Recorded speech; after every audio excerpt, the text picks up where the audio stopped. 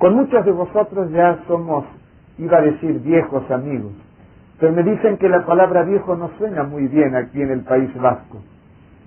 Y especialmente para los que ya somos viejos, menos nos gusta todavía. Pero digamos somos antiguos amigos, por lo menos tenemos la antigüedad de 2 seminarios, el de dejar de fumar, en el que muchos de vosotros habéis dejado de fumar, y el seminario del control del estrés, en el que habéis participado, y en realidad de 3 seminarios, algunos más que antiguos ya son viejos amigos, porque también el de fortalecimiento, integración y fortalecimiento familiar.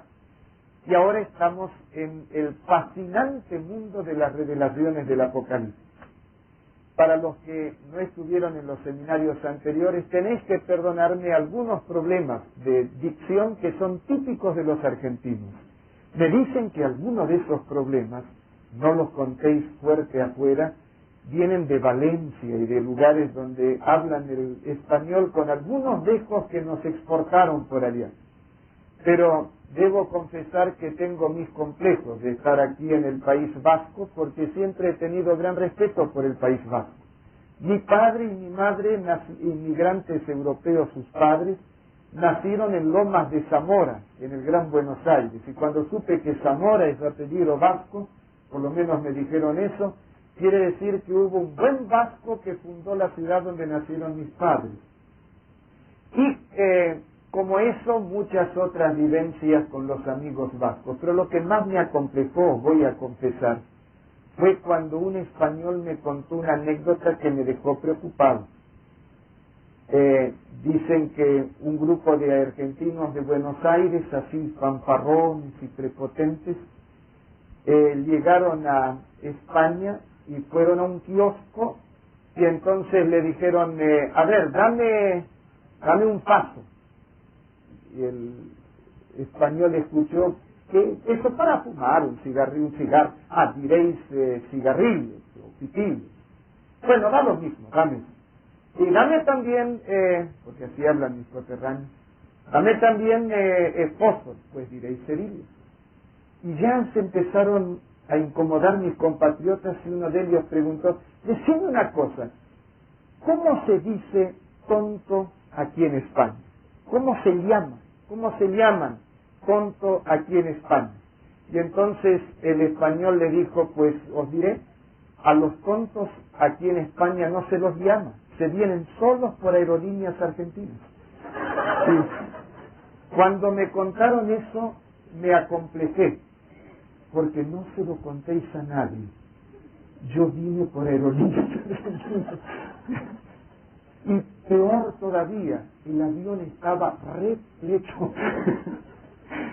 Pero eso no se lo contéis a los demás porque aumentará mis angustias. De todos modos, vosotros sabéis disimular el dejo y vamos juntos a tratar de compenetrarnos de algo tan valioso como es la revelación del Apocalipsis. No sé qué es lo que vosotros sabéis sobre Apocalipsis.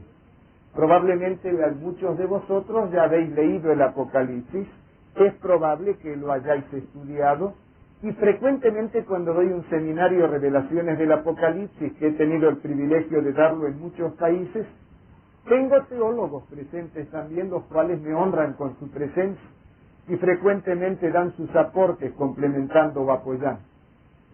Como es un seminario y no una conferencia, tendréis libertad de preguntar y dentro de las limitaciones del tiempo, interrumpir, incluso disentir.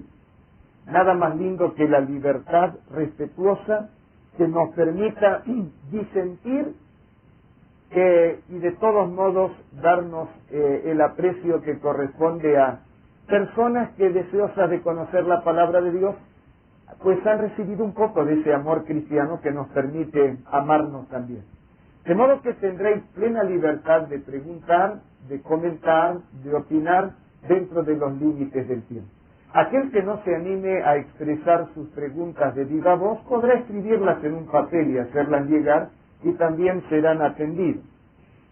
De hecho que los últimos años ha habido una proliferación saludable de traducciones de la Santa Biblia. Y ha habido tanto traducciones católicas cuanto protestantes, aunque la Iglesia Católica ha estado a la cabeza en esas traducciones. En pocos años, más de una docena de buenas traducciones han salido a la luz en las imprentas católicas. Ya ni se habla prácticamente de Félix Torres de Amat, porque esa fue una especie de traducción pionera. Pero la de Nácar Colunga, de Bober Cantera, de Evaristo Martín Nieto, la Biblia de Jerusalén, y así podemos seguir enumerando y citando una tras otra, que demuestran que hay una especie de resurgir en la apetencia por conocer la palabra de Dios. Y eso es bueno. El problema que muchas personas tienen, a pesar de amar la Santa Biblia y de respetarla y de estudiarla, es con el libro del Apocalipsis. Me acuerdo que el rector de la Facultad de Teología de DIAE en San Pablo, yo hace 8 años radico en Brasilia, la capital de Brasil, me invitó para que en forma compacta presentase para el personal docente de esa facultad el seminario Revelaciones del Apocalipsis. Cuando terminó el seminario, una de las profesoras me dice: ¿sabe una cosa, licenciado? Yo leía la Santa Biblia como cristiana, pero cada vez que llegaba al Apocalipsis, lo leía rápido, apurada, como una especie de disciplina cristiana, como para decirle a mi Dios: Señor, tú viste que yo no dejé de leer nada de la Sagrada Escritura, hasta ahí todo estaba bien, pero de Apocalipsis no entiendo nada. Entonces dice, lo leía rápido, no le encontraba sentido. Y casi me animo a preguntaros, ¿cuántos de vosotros ya leísteis el Apocalipsis? Puedo ver las manos de los que lo leíste, una buena cantidad. ¿Y cuántos habéis sentido un poco de frustración porque hay partes que os cuesta entender? Puedo ver las manos, casi las mismas manos. ¿Y por qué? Bueno, eso queremos resolver en nuestro seminario. Por otro lado, habéis visto que no siempre el sentido, la idea que la gente tiene de Apocalipsis es la mejor. ¿Qué es lo que la gente normalmente piensa cuando usa la palabra Apocalipsis? ¿Qué idea expresa el común de la gente con la palabra Apocalipsis? Ayudadme un poco a ver. Catástrofe. ¿Qué otra idea surge en la mente cuando se usa la palabra Apocalipsis? Guerra. ¿Qué otra idea? El fin del mundo. ¿Qué otra idea? Idea de futuro. ¿Qué más? Misterio. ¿Qué más? Aquí veo hay alguien que conoce mucho de Apocalipsis, promesas, porque en realidad Apocalipsis, entre las promesas positivas y las negativas destinadas a estimularnos para el bien, tiene 67 promesas. En solo 22 capítulos, un promedio de más de 2 promesas por capítulo. Me alegro de que hayáis descubierto eso. A pesar de que generalmente se ha acuñado en el lenguaje actual una especie de concepto de que Apocalipsis es sinónimo de catástrofe, de calamidad o de cosa cerrada, de un misterio impenetrable, de algo que no se puede entender.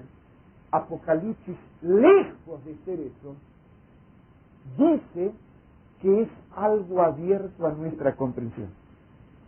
Acompañadme en la hoja guía que recibiréis. Cada noche recibiréis una hoja guía, se constituirá en material de trabajo y de discusión. Allí tendréis incluso espacios en blanco para poder llenar. Aquellos que ya tienen su Biblia pueden abrir en Apocalipsis el capítulo 1, el versículo número 1. Apocalipsis capítulo 1, versículo también número 1. Si tú me lees, Rafael. Vamos a ver allí los que tienen la edición de Sociedades Bíblicas Unidas. Podéis buscar en la página 1147. La ventaja de tener esa traducción es, como es la más difundida, la usé por ello, que allí está la página para el que no está muy práctico encuentra más rápido. A ver, Rafael, ¿qué es lo que dice ahí de Apocalipsis? Dice libro oscuro, libro misterioso, imposible de comprender. Leí hace un tiempo un libro de Apocalipsis donde el autor decía que quedó sorprendido al ir a una librería de libros usados a ver si había algún libro de esos agotados, fuera de circulación y que fuera de su interés, y vio que había una Biblia. Él dijo, como él también era estudioso de la Biblia, qué interesante, alguien vende la Biblia, ¿por qué se habrá deshecho de ella? Y cuando comenzó a hojearla, le llamó la atención que habían arrancado todas las hojas del Apocalipsis. Y cuando leía eso, el autor puso allí, ¿será que ese se asustó del Apocalipsis? ¿O que no lo entendió? Y yo pensé, tal vez le faltó dinero, vendió la Biblia y valoró tanto el Apocalipsis que hizo algo malo. Cortó las hojas para guardarse el Apocalipsis y le privó al otro que lo compre esa Biblia del Apocalipsis. No sé por qué, pero vaya a saber qué le pasó a ese ciudadano frente al Apocalipsis. ¿Qué es lo que dice en la primera palabra o la primera frase de Apocalipsis, donde quien lo escribe nos revela de qué se trata? A ver, Rafael, Apocalipsis 1:1. La revelación de Jesucristo que Dios le dio para manifestar a sus siervos las cosas que deben suceder pronto. Gracias. La revelación de Jesucristo. Revelación de Jesucristo. Si es revelación, podéis completar allí en vuestra hoja guía en el espacio en blanco, si así lo deseáis. Apocalipsis no es algo imposible de leer. Apocalipsis no es algo cerrado. Es la revelación de Jesucristo que Dios le dio. Si es revelación, quiere decir que se puede entender. ¿Y por qué razón? Ahí dice que es una revelación y tantos de vosotros que leísteis el Apocalipsis no pudisteis entenderlo. Porque así como nosotros expresamos ideas a través de palabras, y para leer las palabras tenemos que saber los símbolos gramaticales que constituyen el alfabeto, las letras, Apocalipsis fue revelado a través de otro lenguaje, el lenguaje de los símbolos. Y de la misma manera como aquel que no conoce las letras mira el papel, se da cuenta que algo querrá decir eso, que alguna idea estarán expresando, pero no sabe cuál. Quien no conoce los símbolos del Apocalipsis, lee las palabras, se encuentra con símbolos, pero no entiende. Pero en este seminario queremos justamente ir conociendo los símbolos de Apocalipsis para que al leer la Biblia y encontrarnos con una revelación que se expresa en lenguaje de símbolos, entendiendo los símbolos, captemos la revelación. Por lo tanto, Apocalipsis no es un libro misterioso. Apocalipsis no es un libro secreto. Apocalipsis no es un libro cerrado.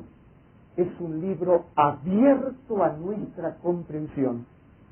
Pero la apertura a la comprensión se produce cuando sabemos leerlo. Y para saber leerlo, necesitamos conocer el abecedario de los símbolos. ¿Queda claro? Puedo las manos de aquellos a quienes les va quedando claro. Ahora, ¿cómo es que nos llegó el Apocalipsis? Ahí en la pregunta 1. Notar que Apocalipsis pasó por toda una cadena santa. Es la revelación de Jesucristo que Dios le dio para manifestar a sus siervos las cosas que deben suceder pronto. Entonces es importante. Y la declaró enviándola por medio de su ángel a su siervo Juan. En otras palabras, Apocalipsis no vino en plato volador, no nos fue revelado a través de vía satélite o cosas semejantes. Apocalipsis nos llega por medio de conductos santos, que proviene de Dios. Por lo tanto, ahí en la pregunta 1, cuando queremos saber la revelación de quién es la revelación de Jesucristo que Dios le dio, dice en el Apocalipsis. Dios, que es santo, dio el mensaje. Un mensaje que es tan sublime, que tiene tanta significación, que solo puede conocérselo porque Dios lo reveló. Este Apocalipsis nos habla acerca de lo que iba a ocurrir en los 20 siglos de historia cristiana, desde la primera venida de Cristo hasta nuestros días. Apocalipsis nos iba a revelar el paso que iba a seguir la historia de la iglesia cristiana. Apocalipsis nos revela los grandes poderes políticos, económicos y sociales que iban a actuar, a veces tratando de oprimir y ahogar a la iglesia, otras veces acompañando a la iglesia, etcétera, y que ejercerían una poderosa influencia. Apocalipsis revela lo que ocurriría en nuestra época y penetra en un futuro que nos resulta próximo y en el más lejano también. Y es sabido que aunque los hombres pronostican y predicen, a veces aciertan, las más de las veces se equivocan, pero sorprendeos, la Santa Biblia tiene unas 3.300 profecías y ninguna ha fracasado. Y de ellas hay una enorme cantidad en el libro de Apocalipsis, porque es palabra de Dios. Ahora, allí revela lo que el hombre no puede entender por deducción ni por métodos inductivos, lo que el filósofo en todo su afán y sed de exploración del pensamiento y de las ideas llega a un punto en el cual proclama su frustración y su fracaso porque no puede penetrar en el arcano de los misterios del futuro. Eso que no es dominio del hombre se abre a la comprensión humana a través de la revelación de eso que solo Dios conocía y que lo muestra en el Apocalipsis. Permitidme recuperar el pensamiento que estaba iniciando. Dios, el dueño de todos los misterios y secretos, abre esos misterios a la comprensión humana al hablarnos en el elocuente lenguaje de los símbolos en el libro de Apocalipsis. Nos lo hace llegar a través de Jesús, el cual es santo, a través del ángel santo y a través de un apóstol santo, para ser redactado y escrito en un libro también santo, cual es la Santa Biblia, para que llegue al ser humano. Por lo tanto, Apocalipsis viene a través de un canal santo para bendecir al ser humano que tenga interés en conocer sus misterios. Dice claramente en el versículo número 5, si quiere leer profesor Calonge también. Y de Jesucristo, el testigo fiel, el primogénito de los muertos y el soberano de los reyes de la tierra, al que nos amó y nos lavó de nuestros pecados con su sangre. Nos habla acerca de Jesucristo en su amor y misericordia, y en el versículo 11 dice así, que decía, yo soy el alfa y el omega, el primero y el último, escribe en un libro lo que ves, y envíalo a las 7 iglesias, etc. En otras palabras, a San Juan Apóstol se le dio la orden de escribir en un libro que es la Santa Biblia. Bueno, ahora ya tenemos el pensamiento introductorio, en esta clase también introductoria. Permitidme decir que Apocalipsis es la revelación de Jesucristo, por lo menos en 3 sentidos. Es la revelación, en primer lugar, de la persona de Jesucristo, pero eso lo discutiré en la segunda clase. Y lo hace en una forma majestuosa, digna de la época en la que estamos en estos días, cual es Semana Santa. Es espectacular e impresionante. Recuerdo que cuando dirigí mi primer seminario de revelaciones del Apocalipsis fuera de las aulas de clase para público en general, tuve allí la mujer que me catequizó cuando yo era un niño.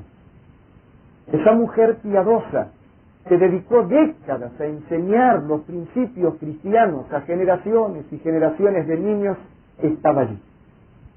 Y cuando terminó el seminario, ella y el esposo, entre los dos, me abrazaron en el hall de la sala donde tuve el seminario, y llorando me dice, Daniel, te agradezco por el seminario de Apocalipsis. Lo había leído tantas veces ese libro, pero nunca me había dado cuenta que había tanto Cristo en el Apocalipsis. Tanto Cristo. Y es lógico, porque Apocalipsis es la revelación de Jesucristo. Nos revela a la persona de Jesucristo y en forma majestuosa. Nos revela también el pensamiento de Jesucristo. Os sorprenderéis al ver que en Apocalipsis hay un enorme caudal doctrinal que revela el pensamiento de Jesucristo. Y tendréis la agradable sorpresa de ver que prácticamente toda la doctrina que nuestro Dios dejó a su Santa Iglesia está en el libro de Apocalipsis. Notaréis otra sorpresa, que en el Apocalipsis todos los libros se encuentran y alcanzan su culminación. En el Antiguo Testamento, en forma de profecías, aparece Cristo, profetizado desde Génesis 3:15 en adelante. Los profetas nos hablan de Cristo que vendría. Los santos evangelios nos muestran al Cristo encarnado en los años que vivió sobre esta tierra para pagar el precio de la salvación. Los hechos de los apóstoles nos muestran a la iglesia naciente que va a proclamar el evangelio de salvación. Las epístolas nos instruyen doctrinalmente acerca de Cristo y parece que como en el Apocalipsis Dios hubiera tenido el plan de decir, ahora vamos a resumir toda esa gloriosa revelación en un solo libro. Y vamos a colocar allí en germen todo el pensamiento doctrinal de Cristo. Pero Apocalipsis, además de ser la revelación de la persona de Jesucristo, además de ser la revelación del pensamiento de Jesucristo, es la revelación de la obra de Jesucristo. En el credo nosotros habíamos aprendido que Jesús, ¿dónde está? Está sentado a la diestra ¿de quién? De Dios Padre Todopoderoso. Sí, pero dice eso, pero no nos explica qué es lo que está haciendo. Apocalipsis revela en forma fascinante los intrincados misterios de la obra salvífica que en nuestro favor realiza nuestro Señor sentado a la diestra de Dios Padre Todopoderoso. Y cuando San Juan dice, yo vi el templo de Dios abierto en el cielo, y comienza a decir en el lenguaje de los símbolos lo que el Cordero como inmolado, Jesucristo el Señor, realiza allí, descorre el velo de lo que el ojo humano no puede ver y revela una obra grandiosa. Y vamos a dedicar por lo menos 3 sesiones del seminario a discutir esa obra que realiza nuestro Señor sentado a la diestra de Dios Padre y que revela el Apocalipsis. Pero me estoy entusiasmando con esto y tenemos bastante más que ver. Muchos a veces tienen miedo de leer el Apocalipsis. No voy a preguntar quién de vosotros sintió eso porque os dará vergüenza decirlo y no quiero llenar de mentirosos el infierno. Quiero llenar el cielo de los que se salvan, pero no de mentirosos. Nada mejor que ser sincero, ¿no es cierto? Pero prudente de mi parte no poneros en aprieto que con mis preguntas. Así que no os lo preguntaré. Pero todos vosotros sabéis que algún vecino por ahí tuvo ese miedo. Y yo quiero deciros que Apocalipsis no es un libro destinado a crearnos problemas. No es el libro para perder el sueño en la noche. Notad en la pregunta número 2, ¿a quiénes promete Dios una bendición especial? En el capítulo 1 de Apocalipsis, versículo 3 dice, bienaventurado el que lee, podéis completar ahí en la hojadía, bienaventurado el que lee y los que oyen las palabras de esta profecía y guardan las cosas en ella escritas, porque el tiempo está cerca. ¿A quiénes promete Dios una bendición? Dice ahí, al que lee, vosotros que ahora estáis, no trajiste hoy la Biblia y yo gasté cuantos duros en estas ampliaciones y transparencias. Por eso, traed vuestra Biblia para no llevarme a la quiebra con esto. Pero como no la tenéis hoy, yo amplié y fotocopié. Estáis leyendo allí una parte de Apocalipsis, una bendición que Dios prometió hace 20 siglos y que estuvo flotando en el tiempo como la paloma del Espíritu Santo, para posar en vuestro corazón en esta noche también. Vosotros que estáis leyendo esta porción de Apocalipsis, saber que hay una promesa para el que lee. Y el que oye, no es solo leer, es prestar atención. Y los que guardan, no es solo leer y prestar atención, es también respetar. Coincido con lo que el jesuita decía, y no se puede ser culto sin conocer la Biblia. Pero permitidme deciros que muchos cultos conocedores de la Biblia van a engrosar las filas de los que angustiados clamarán en el juicio final y que se encontrarán perdidos, porque no era solo saber, sino también respetar. Y cuando uno no es sincero, cuanto más sabe, peor. No, entonces mejor yo no quiero saber más nada. Eso demostraría que somos tan insinceros y sabemos que no lo somos. Y el Dios dice, entonces va sobre tu cuenta todo lo que no quisiste saber también.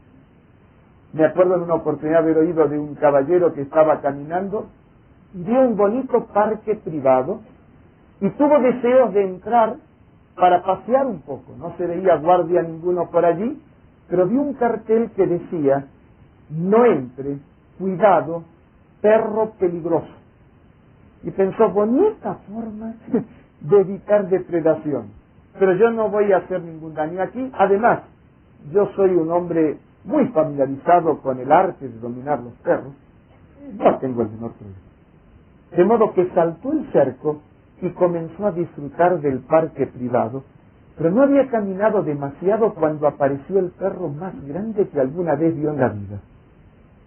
Y después de gastar todas sus buenas artes para dominar al animal, se dio cuenta que las cosas estaban muy mal paradas y que el animal buenas intenciones para él no tenía, pero de cuidar la propiedad sí.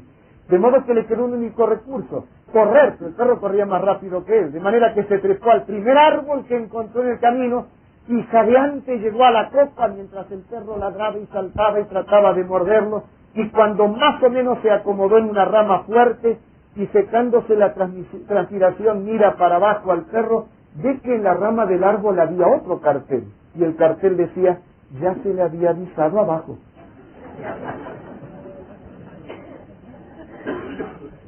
En el día del juicio final, me parece que más de uno va a escuchar que Dios y sus ángeles van a decir, ya se te había avisado abajo, estaba todo escrito en el Apocalipsis. Pero aquí hay una promesa que demuestra la intención de Dios. Es la de hacernos bien.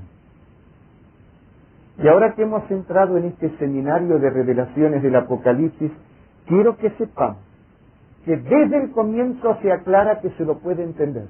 Es revelación. Y desde el comienzo se aclara que nos hará bien conocerlo. Será bienaventurado, le hará bien.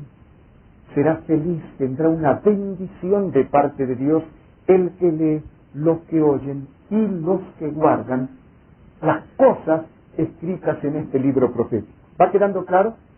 ¿Hay alguna pregunta, sin embargo? No hay preguntas. Avanzamos entonces. En ese sentido, quisiera que entremos, por ejemplo, en la parte de la comunicación por símbolos. Allí en la pregunta 4, para ver qué método usó Dios para dar a San Juan la revelación de Apocalipsis. Ya algo habíamos visto, buscad lo que trajisteis vuestra Biblia en la página 1141, en el libro de Apocalipsis, capítulo 1, versículos 11 y 12. La pregunta, ¿qué métodos usó Dios para dar a San Juan la revelación de Apocalipsis? Ahí dice así, el que decía, yo soy el alfa y el omega, el primero y el último, escribe en un libro, ¿qué cosa? Lo que ves. Escribe en un libro lo que ves. Y envíalo a las 7 iglesias, y da la lista de las iglesias. Pero después dice, y me volví para ver la voz del que hablaba conmigo. Y visto, vi 7 candeleros de oro, después vamos a explicar el simbolismo de eso. 2 palabras clave. Lo que ves y la voz del que hablaba conmigo. O sea, a Juan se le muestra y se le hace oír. ¿Cómo llamamos a ese método de comunicación donde se muestran cosas y también hay audio, hay sonido? Audiovisual. Y nos sentimos muy modernos, porque en esta época tenemos grandes audiovisuales. Me acuerdo cuando estaba en Egipto, nos fuimos de día primero a ver las pirámides, tratar de treparla, pasar calor metiéndonos el pasillo que va a la cámara del rey, la cámara de la reina, todo bien, pero de noche nos fuimos a un gigantesco audiovisual al aire libre, allí alrededor de las 3 famosas pirámides de Kefren, Keops y Micerino. Gigantesco audiovisual. El hombre moderno en lugares turísticos interesantes, no solo allí, por Europa, en Europa, en muchas partes también los hay, esos audiovisuales. Interesante que ya hace 20 siglos Dios le revela a San Juan a través de audiovisuales, pero mucho más espectaculares, cosas prodigiosas que tienen que ver con sus días, pero que se proyectarían a través del tiempo para llegar a nuestros días y penetrar en el futuro también. Fue como si Dios le pintase a través de elementos simbólicos todo lo que iba a ocurrir. Y en ese sentido, quiero deciros que dice claramente en el libro del Apocalipsis que básicamente serían cadenas progresivas, proféticas, porque se le menciona a San Juan, por ejemplo, que debía haber, según Apocalipsis 1:19, que él recibiría la revelación de cosas, dice, escribe las cosas que has visto y las que son. En otras palabras, eso es presente, los días de Juan. Y las cosas que deben suceder pronto, dice en el versículo 1. En otras palabras, un futuro cercano, próximo a San Juan. Y las cosas que han de suceder después de estas, dice en Apocalipsis 1:19. En otras palabras, un futuro lejano. Eso nos ayuda a entender que en el primer libro de Apocalipsis, allí donde comienza el libro, ya se nos aclara que hay revelaciones que irían en forma progresiva. Desde la época de la primera venida de nuestro Señor Jesucristo, los días de San Juan, hacia la segunda venida de Cristo. Eso es importantísimo para abrir nuestros ojos a la comprensión, digamos, de cadenas proféticas como la de las 7 iglesias del Apocalipsis, la de los 7 sellos del Apocalipsis. Cuando vosotros habéis oído hablar de los 4 caballos del Apocalipsis, hay un autor español que escribió un libro que llegó a Sudamérica y allá se lo leyó mucho, los 4 jinetes del Apocalipsis. Los 4 caballos del Apocalipsis, los 4 jinetes del Apocalipsis son parte de los 7 sellos del Apocalipsis. Solo que separados del contexto apocalíptico, algunos se desorientan y parece como que le quisieran hacer decir al Apocalipsis cosas que no están en el Apocalipsis. Pero tenemos que aprender a dejar el Apocalipsis en el contexto en el que Dios lo revela. Y allí se aclara, desde el comienzo, en el capítulo 1, que hay cadenas progresivas, cadenas proféticas progresivas, que arrancan con las cosas que son los días de San Juan, y que se proyectan hacia el futuro, en el futuro próximo y en el futuro lejano, las que son las que han de suceder pronto y las que han de suceder después de estas. Y os aseguro que cuando entremos en el estudio de esas cadenas progresivas, os fascinaréis.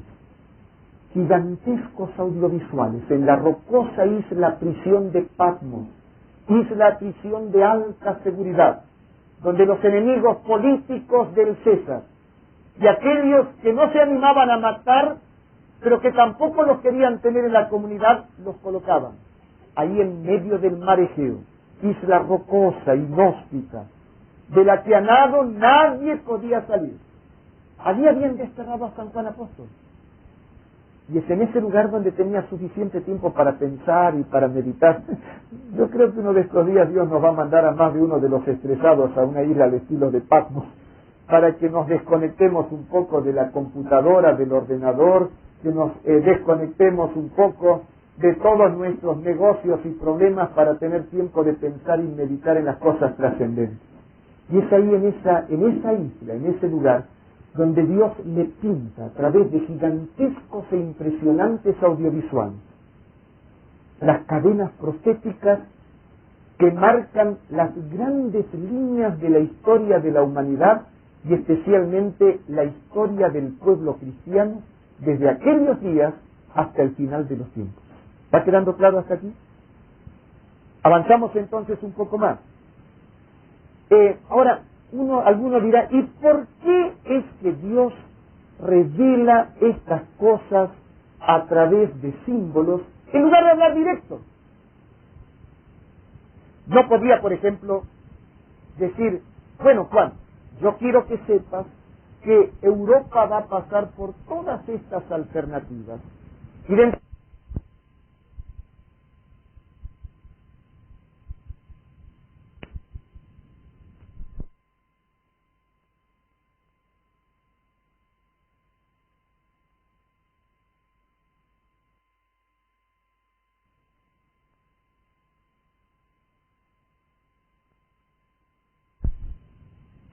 en la euforia de las democracias. Y el mercado común europeo pintaría grandes posibilidades económicas, pero yo quiero que tú sepas que ese es un camino conducente a esta otra situación que tendrá que ver con la crisis final y finalmente detrás de ello viene Cristo. ¿Por qué no se lo dijo así, en un lenguaje como el que manejamos ahora? Bueno, aprendí dos cosas. Primero, que yo no tengo derecho a censurar a Dios porque Él siempre sabe más que yo. De las ganas todas. ¿Quién voy a poner a discutir con Dios? Dice la Biblia, ¿quién eres tú que alterques con Él? Solo aquel que se olvidó que es inteligente se pone a discutir con Dios. A veces bajo el peso de una tremenda presión emocional, un estrés que va disolviendo nuestras energías y nos hunde en la depresión, nos olvidamos de que somos inteligentes y discutimos con Dios. Y no os quiero censurar por eso. Ocurre.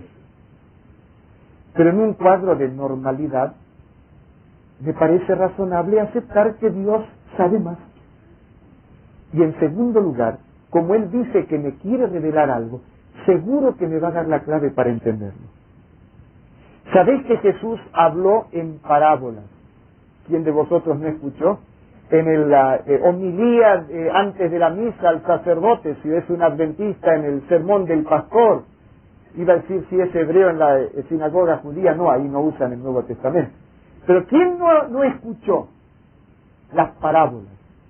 Parábolas que cuenta algo, pero que tiene un sentido para enseñar algo también.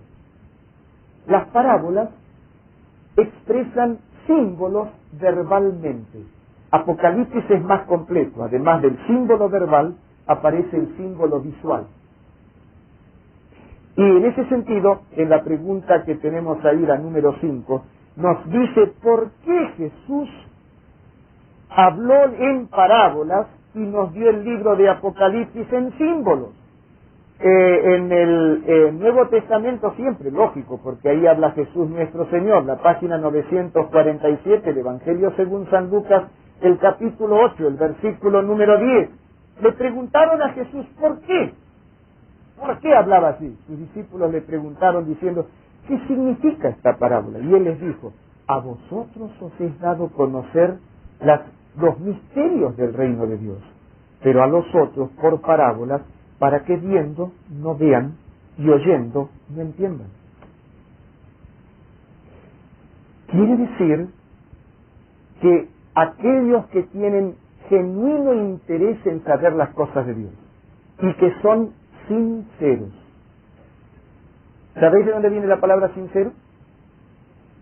El profesor, como él es historiador, lo sabe, ¿no es cierto? A ver, profesor, ¿de dónde viene la palabra sincero? Viene de la antigua Grecia, que esculpía, creo que se esculpía alguna estatua, pues los marmoristas que ofrecían, diríamos, esos mármoles para esculpir las estatuas de los grandes clásicos, pues podían ofrecer trozos de mármol o trozos de piedra agrietados, pero que ellos tapaban con cera, de manera que los compradores, los escultores no pudiesen ver. Entonces aparecía el granito o aparecía el mármol sin ningún tipo de falla, porque esos vendedores habían camuflado y habían tapado, digamos, las diaglasas que se llaman, digamos, en teología. Parecían comerciantes del siglo XX. Y entonces disimulaban de tal manera el bloque de granito, el bloque de mármol, que aparecía sin defecto a la vista del comprador, del artista. Únicamente cuando el artista pincelaba el bloque, pues aparecía la falla. Entonces había que comprar sobre todo un trozo de mármol sin cera. En otras palabras, cuando decía sincera, quiere decir que no tapaba nada. Y todavía se complicaba más, porque algunos escultores novatos o inescrupulosos, por ahí se les escapaba la herramienta y aparecía una raya, entonces la tapaban con cera, le daban un par de lustraditas ya disimuladas. Y cuando la pieza era genuina, que no habían tapado nada, como escultora, tú me entiendes mejor, entonces había algunas esculturas que decían, sincera, en otras palabras, aquí no se tapó nada con cera y unas lustraditas. Y muchos en esta época no son sinceros porque ocultan algunas grietas de carácter o de pensamiento, las tapan con apariencias y un par de lustraditas dialécticas y todo queda bien. Pero sincera es la persona que no hace eso. Solo las personas sinceras son las que podrían entender. Para los demás, esos símbolos serían incomprensibles. Y hay todavía algo más, y esto es muy terrible, alguno de vosotros se va a enojar. Jesús dice, no deis perlas a los puercos. ¿A los puercos o a los cerdos? ¿Cómo se llama? Las dos cosas. Pero no hay de esos aquí, ¿no? Ah, no, tú eres historiador, conoces el pasado, el presente no. Entonces, Jesús dice que no hay que dar perlas a los cerdos, a los puercos. En otras palabras, aquel que no va a valorar, no tiene sentido darle. En otras palabras, hace falta sinceridad para poder entender. Y hay todavía una cosa más. Los cristianos, durante la época en que San Juan escribió esto, durante el Imperio Romano, estaban siendo perseguidos por el Imperio Romano. Entonces, muchos de esos paganos, por ahí encontraban o conseguían una copia del Apocalipsis, lo leían y decían, esto no tiene peligro para nosotros. Resulta que el Apocalipsis hablaba mucho del Imperio Romano. Pero también hablaba de cosas que algunos no entienden ahora y que si las entendieran, perseguirían a los sinceros. Y para proteger a los sinceros de aquel tiempo y de este, es que Dios habla a través de símbolos para que solo el que tenga sinceridad y quiera estudiar, buscando en la Santa Biblia, encuentre los símbolos y entonces entienda. No sé si me voy haciendo claro. Lo diré un poquitito más claro dentro de un momento. Por ejemplo, vamos a ver el método cristiano para entender los símbolos de Apocalipsis y también el método cristiano para entender no solo los símbolos de Apocalipsis, sino cualquier parte profética que no podamos entender. ¿Por qué lo llamo método cristiano? Retrocedamos a la pregunta 3. Porque fue el método de Cristo. Nuestro Señor encontró a los santos apóstoles en un momento crítico cuando no entendían un hecho profético importante como fue la crucifixión del mismo Jesús. Y notad, ahí en la página número 973, ¿qué método usó nuestro Señor Jesús para ayudarles a entender la parte de la profecía que no podían entender? Notad, dice en San Lucas capítulo 24 del versículo 25 hasta el 27. Entonces les dijo, oh insensatos y tardos de corazón, para creer lo que los profetas han dicho. Les costaba captar una parte de profecías, y esto es importante porque Apocalipsis es un libro de profecías. No era necesario que el Cristo padeciera estas cosas y que entrara en su gloria, y comenzando desde Moisés. Moisés es el que escribió los primeros 5 libros de la Biblia, Génesis, Éxodo, Levítico, Número y Deuteronomio. O sea, comenzando desde la primera parte de la Santa Biblia y siguiendo por todos los profetas, les declaraba en todas las escrituras lo que de él decían. Podéis completar allí en la hoja guía. El método cristiano, o sea, el que usó Cristo, porque cuando hablamos en filosofía del método kantiano es porque Emmanuel Kant tenía su método. Cuando hablamos en filosofía del método aristotélico, estamos refiriéndonos a un método acuñado por Aristóteles. Cuando estamos hablando en psicología del método freudiano de resolver los problemas de la persona es porque lo acuñó Freud. Entonces, el método acuñado por Cristo, yo tengo derecho a llamarlo método cristiano. El método cristiano de estudio de la Biblia y especialmente de las profecías es recurrir a lo que las Sagradas Escrituras dicen sobre el tema. Los de vosotros que conocéis de Escritura me vais a entender mejor. ¿Recordáis que en los días del profeta Daniel, una mano misteriosa en el palacio de Belsasar, en esa noche de desenfreno, escribió en la pared Mene, Mene, Tekel, Ufarsin? Los sabios de la corte no lo entendieron, pero fue el llamado Daniel el profeta y lo entendió. ¿Qué lección de estudio y comprensión profética da eso? No vayáis a la literatura secular para tratar de entender las profecías bíblicas.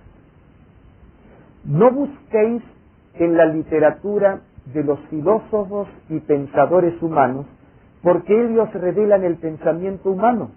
Y en cambio Apocalipsis es la revelación ¿de qué? ¿De quién? De Jesucristo. ¿Y quién la dio? Dios. O sea, la revelación divina jamás podrá entendérsela usando como elementos ilustradores para comprender el pensamiento humano. El pensamiento humano no puede aclarar al pensamiento divino. A la inversa sí. Por lo tanto, el método cristiano es el método. No ir a lo que escribían los autores contemporáneos de Juan, la literatura apocalíptica, apócrifa o extrabíblica, para pretender a través de ella entender el pensamiento apocalíptico bíblico. Y sé de qué estoy hablando porque yo enseñé Apocalipsis en la Facultad de Teología y enseñábamos acerca de los apocalipsis apócrifos y de la literatura apocalíptica extrabíblica. Y yo sé muy bien de qué estoy hablando cuando digo que muchos teólogos pretenden explicar el Apocalipsis de la Biblia basado en los apocalipsis no bíblicos. En otras palabras, están dando supremacía al pensamiento humano sobre el pensamiento divino y quieren aclarar el pensamiento, la revelación bíblica a la luz de la revelación humana, y eso es ridículo. No fueron los sabios con el pensamiento humano que revelaron la escritura de Dios en la pared en la noche del banquete de Belsasar. Fue el hombre de Dios, inspirado por Dios, que pudo explicar el pensamiento de Dios. Por lo tanto, ¿cómo haremos para interpretar el Apocalipsis? Me daré el lujo de dejar de lado el pensamiento humano y el verdadero lujo de sumergirme en el pensamiento de Dios revelado en la Sagrada Escritura, para que sea Dios quien aclare a través de las Sagradas Escrituras lo que Él nos dice en esa parte de las Sagradas Escrituras que se llama Apocalipsis. Ese es el método más seguro, porque Dios sabe de qué está hablando cuando habla. No es que Jesús necesitó hacer esto, porque Jesús nuestro Señor no tiene problemas para saber el pensamiento de Dios, porque Él viene de Dios, Él es divino. Él lo hizo para enseñarnos la metodología a seguir. Él podría directamente haber dicho así, así y así. Pero para enseñarnos, insisto, la metodología que debemos aplicar, Él hizo lo que nosotros debemos hacer. Y comenzó de una punta de la Biblia y se fue hasta la otra. Comenzando desde Moisés, comienzo de la Biblia. Y siguiendo por todos los profetas, lo que escribieron los demás en la Santa Biblia.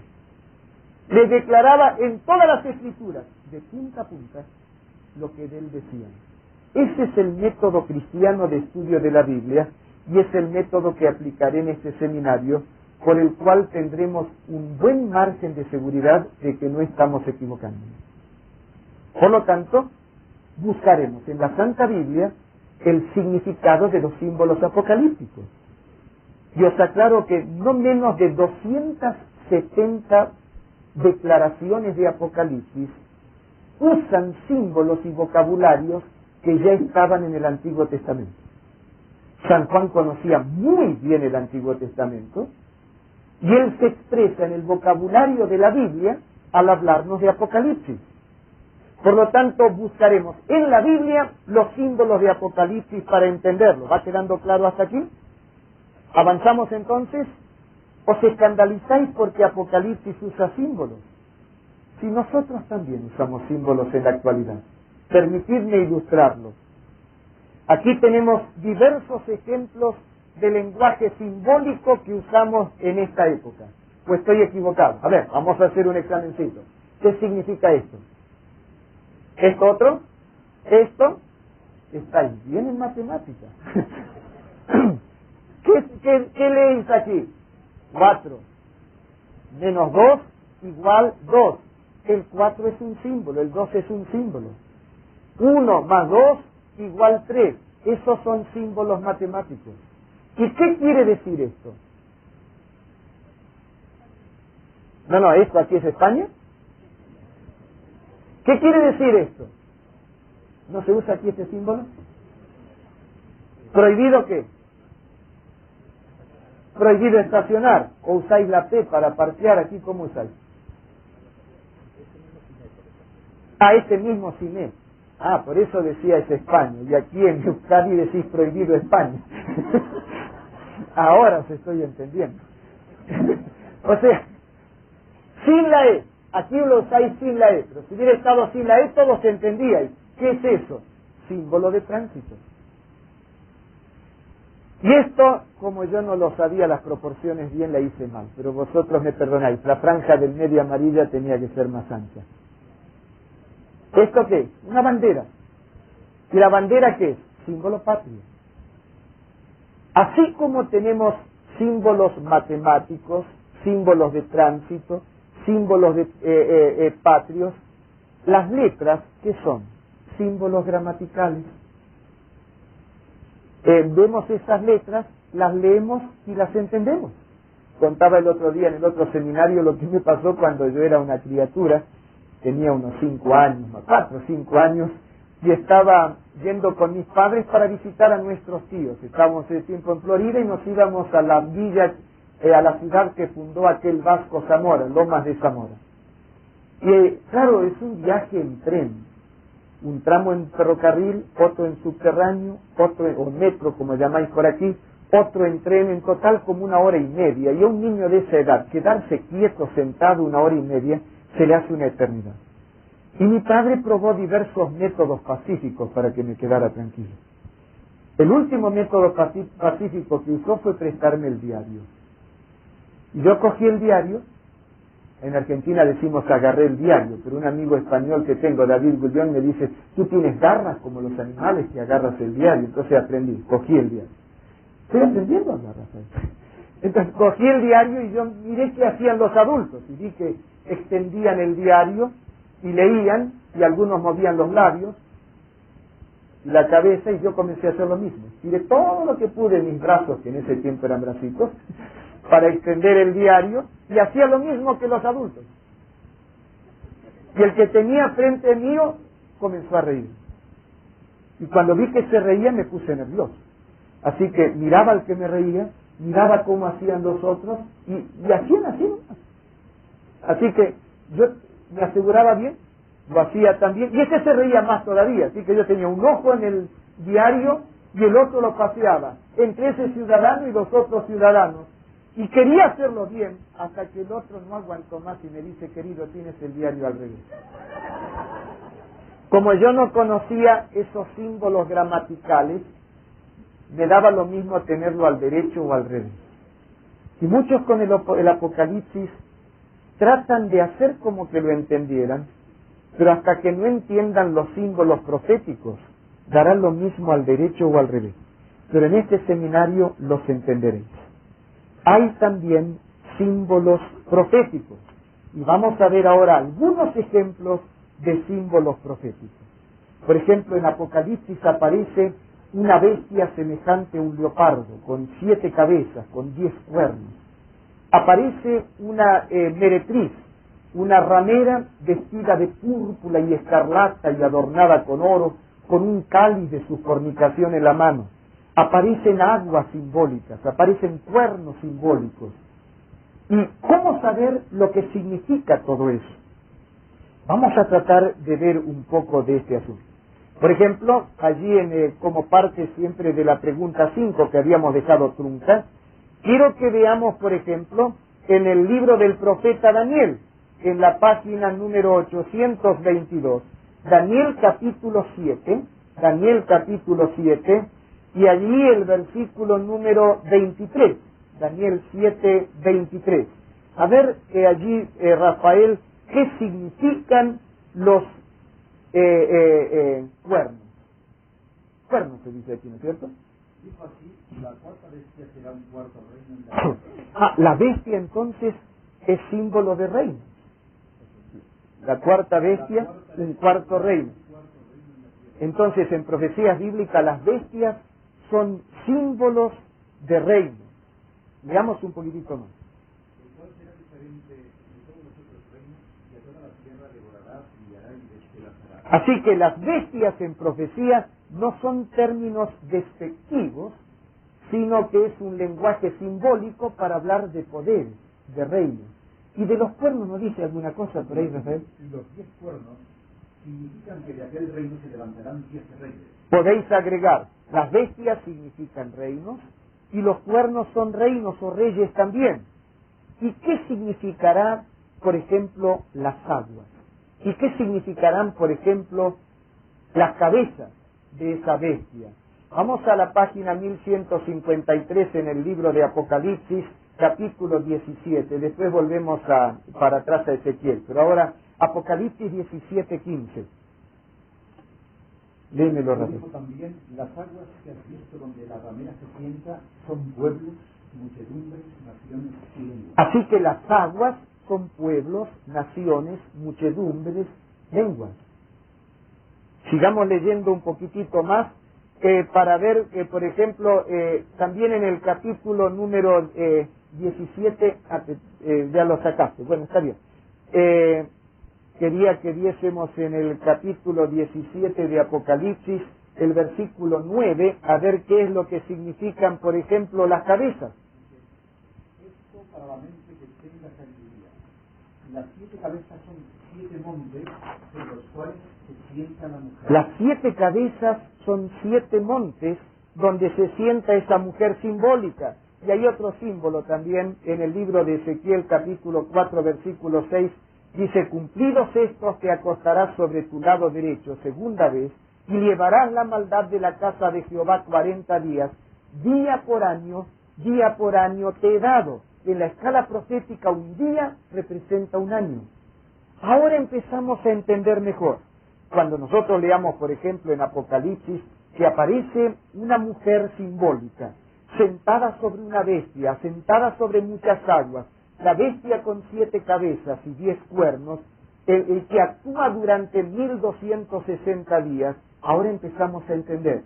Está hablando aquí de un poder, de un reino, esta bestia, que tiene una influencia supranacional o internacional. Un poder que está sentado sobre muchas aguas que son naciones, muchedumbres, lenguas, pueblos, etc. Un poder internacional, supranacional, que ejerce poderosa influencia sobre 7 cabezas, que son 7 montes desde donde actúa, porque está sentada en ese lugar, pero que gobierna a través de 10 reinos.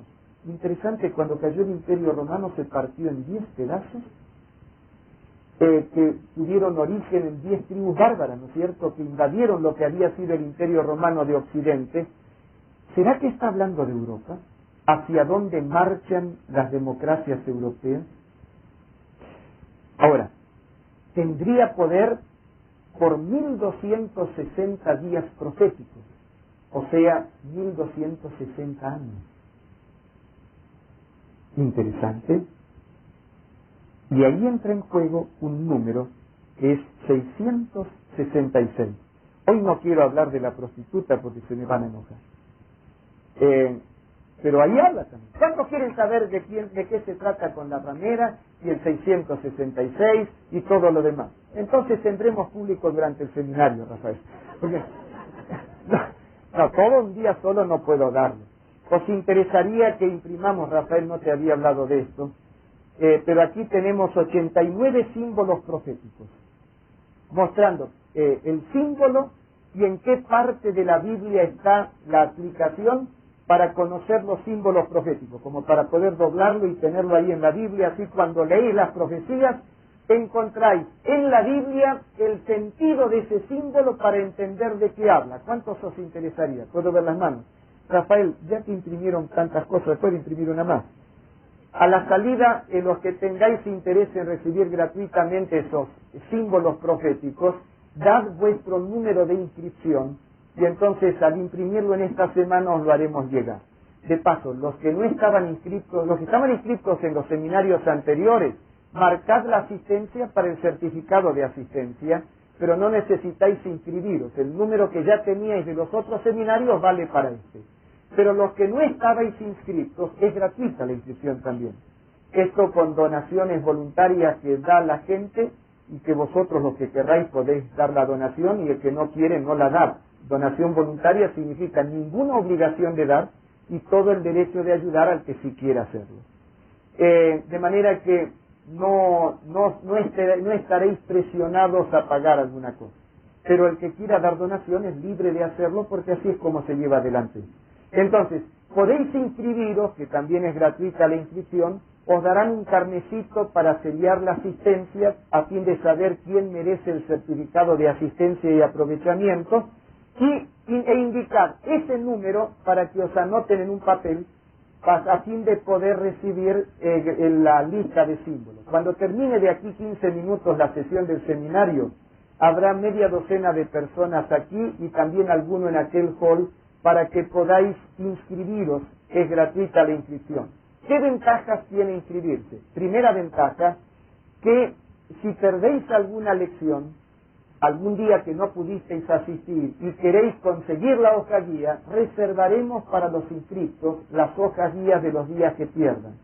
Porque alguna noche, tal vez por un compromiso, un problema de salud, tal vez no podéis venir. Garantizaremos el material impreso solo a los inscritos.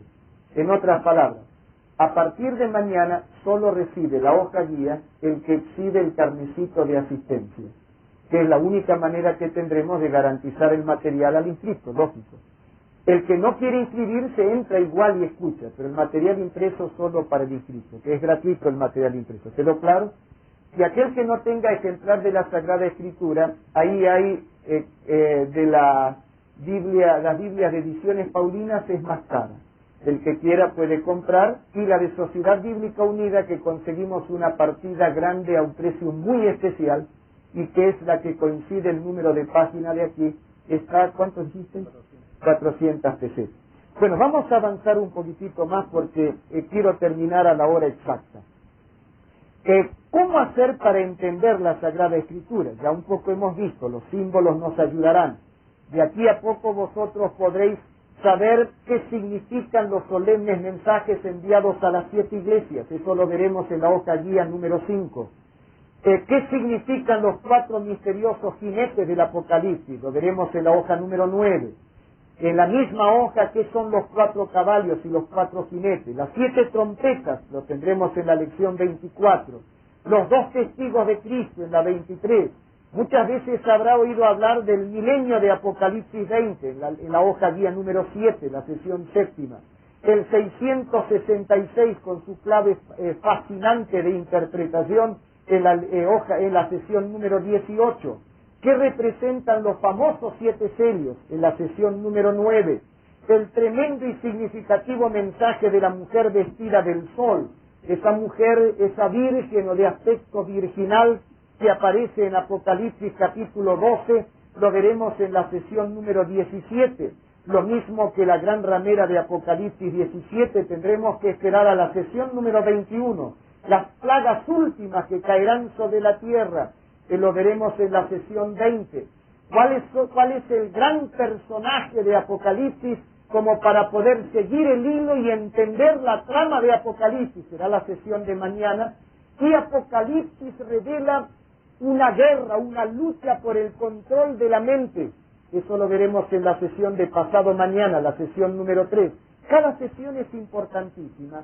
Permitidme deciros que en lugar de estudiar capítulo por capítulo, que es uno de los métodos de estudio, yo enseñaba en el seminario Apocalipsis de esa forma, he preferido en estos seminarios, no como lo hacía en la facultad, capítulo por capítulo, sino enseñar tema por tema, por lo siguiente. Al hacerlo por temas, puedo ir graduando los temas. Por ejemplo, el de hoy, la introducción, os ha ayudado a tener una apertura a lo que será el Apocalipsis. Y entonces he colocado los temas en forma gradual para que cada tema os facilite la comprensión del siguiente. es un método más simple de comprensión de Apocalipsis. Cada sesión tratará una unidad temática y esas unidades temáticas las he colocado con dificultades progresivas para que lo aprendido antes ayude a resolver la dificultad siguiente. Encontré que es el método más práctico. Por eso tratar de seguir el hilo de cada uno de los temas. Pero quiero que veamos un poco acerca de la autoridad de la profecía bíblica. Esto también es importante y para ello aplicando el método cristiano del estudio de la Biblia, o sea que la Santa Biblia explica a la Biblia. En otras palabras, que se debe explicar a sí misma, recordáis lo que habíamos visto al principio. Es de origen divino el Apocalipsis porque es revelación de Jesucristo, por lo tanto viene de Dios a través de Jesucristo, por medio de su ángel, se lo da San Juan, que lo escribe en la Santa Biblia. Por lo tanto, quiero que veamos ahora lo que dice el apóstol San Pedro, el príncipe de los apóstoles, a quien nadie que se jacte de ser cristiano, aunque no hay que jactarse, nadie que se considera cristiano podrá dejar de respetar. Yo por lo menos lo respeto. Allí en la pregunta 8, ¿cuánta autoridad hay en la palabra profética? Notad qué interesante, el apóstol San Pedro, que tuvo grandes revelaciones de Dios. Es en la pregunta 8, la página 1131, segunda de San Pedro, capítulo número 1, versículos 16 y 19.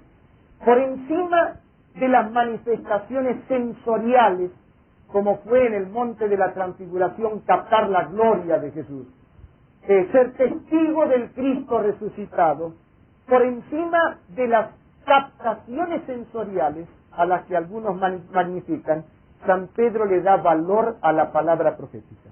Notad lo que dice: porque nos hemos dado a conocer el poder y la venida de nuestro Señor Jesucristo siguiendo fábulas artificiosas, sino como habiendo visto con nuestros propios ojos su majestad. Aquí corté para ahorrar espacio la parte de los versículos 17 y 18. En el 19 dice, después de analizar lo que él captó de lo sensorial, tenemos también la palabra profética más segura. Hay más garantía en la palabra profética que en la percepción sensorial que puede ofrecer espejismos o distorsiones. ¿Qué pasó? Permitidme hacer una pregunta.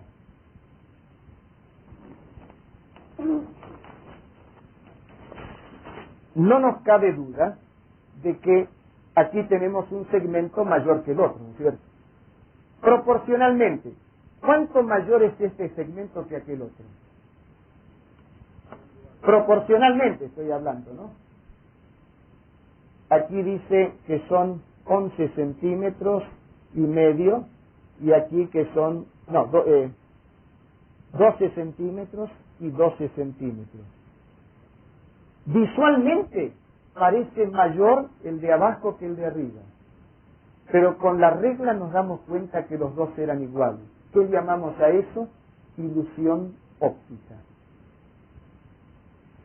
Por eso San Pedro dice, no te bases en lo que te parece, porque tú puedes ser muy sincero cuando te parece una cosa, pero más segura que tu percepción, que puede sufrir una ilusión óptica, o que puede sufrir algún otro efecto distorsionante, es la palabra profética más segura, a la cual hacéis bien de estar atentos como a una antorcha que alumbra en lugar oscuro, hasta que el día esclarezca y el lucero de la mañana salga en vuestros corazones, entendiendo primero esto, que ninguna profecía de la Escritura es de interpretación privada.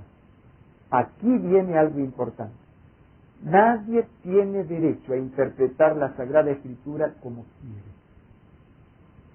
Por eso os decía que no busquemos en la literatura secular la explicación de las profecías de Apocalipsis. ¿Por qué? Porque nunca la profecía fue traída por voluntad humana, sino que los santos hombres de Dios hablaron siendo inspirados por el Espíritu Santo. Por lo tanto, la Sagrada Escritura debe ser estudiada a la luz de las Sagradas Escrituras, el método de Cristo. La Biblia tiene que explicarse a sí misma y notar qué interesante lo que dice allí en el final de Apocalipsis. Esto es una aplicación del método cristiano, que Apocalipsis nos diga qué hay que hacer con lo que está escrito en el Apocalipsis. Por ejemplo, ahí en la parte, el punto B de la respuesta a la pregunta número 7, porque estamos con la pregunta 7, yo ahí retrocedí. ¿Qué dos cosas Dios nos advierte al interpretar la profecía? En primer lugar dice, ninguna profecía de la Escritura es de interpretación privada. Ninguna profecía de la Escritura es de interpretación privada. Lo dice San Pedro, es palabra de Dios. Apocalipsis 22, 18 y 19, ¿qué dice? Yo testifico a todo aquel que oye las palabras de la profecía de este libro. Si alguno añadiere a estas cosas, Dios traerá sobre él las plagas que están escritas en este libro, o sea, se va a perder. Y si alguno quitare de las palabras del libro de esta profecía, Dios quitará su parte del libro de la vida y de la santa ciudad y de las cosas que están escritas en este libro, o sea, se va a perder. Y eso es palabra de Dios también. Hemos aprendido entonces algo importantísimo, y es que la Biblia debe interpretarse a sí misma. Volviendo al pensamiento primero. Perdonad que estoy yendo más rápido, pero quiero respetar el horario. Me quedan 5 minutos que los voy a aprovechar bien, por cierto. ¿Cuál es el origen del Apocalipsis? Es la revelación de Jesucristo.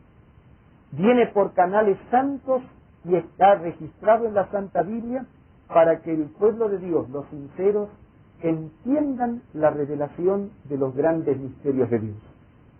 La Biblia debe estudiarse bíblicamente, no por interpretación privada, sino que cuando hay algo que no entendemos, tenemos que buscar en otras partes de la Biblia la explicación para entenderlo. Lo hizo Jesús. Es el método cristiano. No se le puede quitar, no se le puede agregar. San Pedro dice el por qué. Porque es palabra de Dios. La Biblia debe explicarse a sí misma. ¿Cuántos están de acuerdo con este principio? Puedo ver las manos.